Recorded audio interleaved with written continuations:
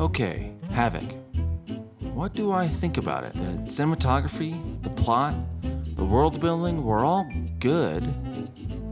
Almost. And stay tuned at the end for a bonus reason why this movie was good. Almost. But let's start with the cinematography. The cinematography was really interesting in the beginning. It had this grainy look to it, the color grading was really well done, the camera angles, the tone of the film was very apparent very early on.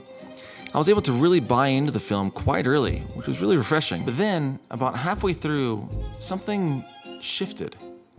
It went from this, what I thought to be a very intimate character interaction with all involved, to a very chaotic and spectacular showcase of editing. I don't know how to explain it. Everything just felt off, like really rushed or something. For example, there's a scene in the beginning where a main character is talking to this guy, and it's really well done, and I really enjoyed it. And then, later on in the film, there's this comically large shootout, and they had some weird slow motion parts that I didn't understand. And I wondered how you went from this to this. Next, the plot. The plot is set out to be this whodunit crime drama with a lot of moving parts, and that's also very apparent at the beginning of the film. But by the end, there are way too many questions left unanswered, and you're wondering what the point of any of this is. The main character, for example, is asked to get the mayor's son back in exchange for him being off the hook for some debt that he owes him. Reasonable stakes, right? And definitely something worth fighting for. But then, when you learn about the son, you just learn that he's running away from something, although you don't really know what. And the question is never really answered. What was he running from that was worth all these people dying for him? And what got him involved in the first place? We'll never know, and that's really frustrating. Next, the world building. Like I've said before, the tone of the movie was set very early on in the film, and it's very apparent what that tone was. And I thought, honestly, that was really refreshing.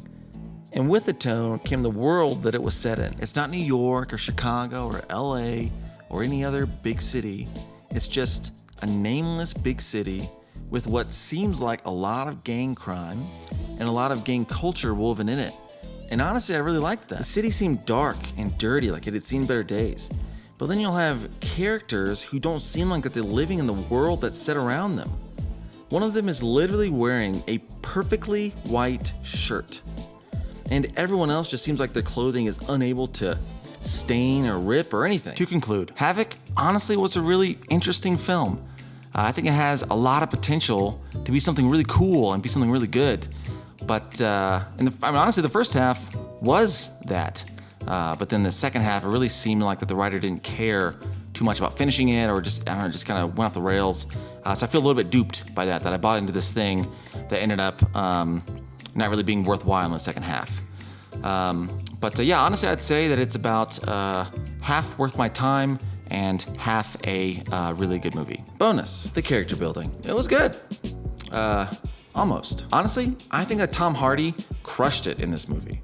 I mean, he's always been one of my favorite actors, not necessarily because of his variety in his acting. I just like watching him. You know, he's like Ryan Reynolds to me. It's like either you like watching him or you don't.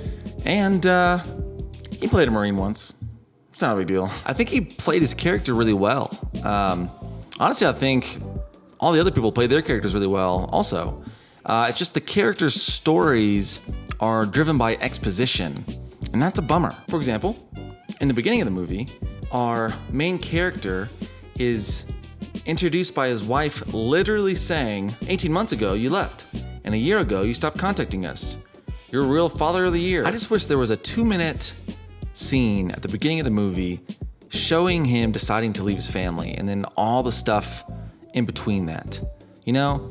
And there's another part of the movie, and I don't want to spoil it for you if you decide to watch it, but there's this big reveal about who the bad guy instigator was who did the first crime at the beginning of the movie. And it's literally just this girl who says, whoa, that's the guy, you know? And also there doesn't really seem to be a whole lot of like character mourning either. You know, like there are characters that are really important to these people, and they're dying and they're sacrificing themselves for the plot to continue forward, and we don't really get to see any part of that that's affecting them. And that's a bummer. Thanks everyone for watching this far. If you liked what you saw, leave a like and leave a comment that you liked it. If you didn't like what you saw, leave a comment anyway, and I'll be sure to discuss with you because I like doing that. I think it's a lot of fun. Also, if you don't know what to comment what your, well, let's just say comment if you like Tom Hardy or not.